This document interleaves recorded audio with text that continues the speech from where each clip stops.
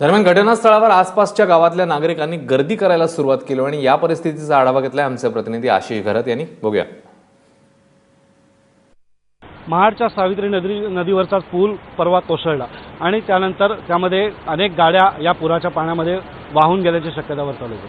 पण या गोष्टीमध्ये एक मात्र नक्की झाले की कालपासून या ठिकाणी अनेक जे स्थानिक रहिवासी आहे हे गर्दी करू लागलेत। लोक जे पॅसेंजर्स होते त्या पॅसेंजर्सचे नातेवाईक सुद्धा या ठिकाणी येऊ लागलेत। पण त्याहीपेक्षा जास्त त्रास जो पोलिसांना होतोय तो म्हणजे या बघ्यांची गर्दीचा।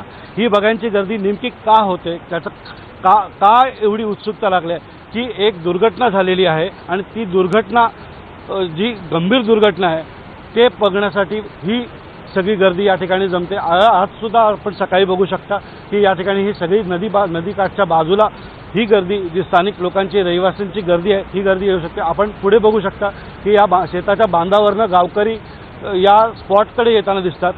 पण पोलिसांना या सगळ्या ही संपूर्ण जी गर्दी आहे यांना आवरण्यामध्ये खूप कठीणाई येते, कारण वेगवेगळ्या स्पॉट्सवरून गावकरी या नदीपात्राच्या बाजूला येण्याचा प्रयत्न करतात।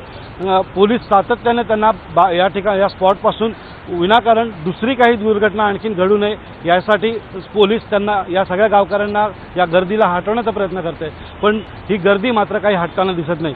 या रहिवाशांनी गर्दी न केल्यास पोलीस आपलं शोधकार्य किंवा इथली जे रेस्क्यू टीम हे शोधकार्य करू शकेल आणि व्यवस्थित शोधकार्य करू शकेल हे मात्र नक्की आहे। आशिष घरत, ABP माझा, रायगड।